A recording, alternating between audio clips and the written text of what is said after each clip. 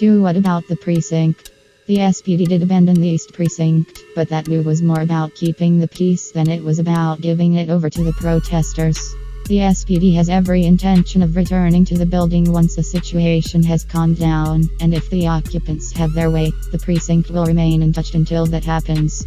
The concern many occupants have expressed since CHAZ was established was that doing anything destructive to the precinct would be seen as an aggressive act, and that would then necessitate a response, which isn't what anyone wants. Donning riot gear and gassing the CHAZ could escalate the situation, making things worse. One protester said, "They gave us this precinct, and we're not going to destroy this motherfucker." Since the CHAZ was established, protesters have blocked access to the precinct, and are intent on ensuring it survives the situation and harmed 11-1. How will this end?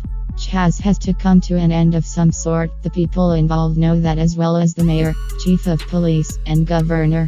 Still, like any protest movement, it can come to an end in any number of ways. Ideally, force and violence won't need to be used, and with any luck, the entire situation will resolve peacefully. On June 13th, negotiations began taking place in an effort to have the occupiers and Black Lives Matter protesters leave the CHAZ and return the autonomous zone to the city of Seattle. The negotiations began with members of the CHAZ and representatives of the Seattle Police Department, intending to end everything peacefully. While the demands posted on Medium won't be met, there has been some diff from the office of the mayor in response to the occupation and the protests going on around the city.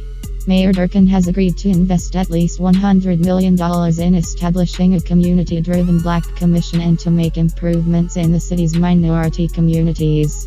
Some officers have already returned to the East Precinct and have been responding to calls. While CHAZ remains in existence as its first week came to close, it appears things might conclude without a large-scale escalation of force.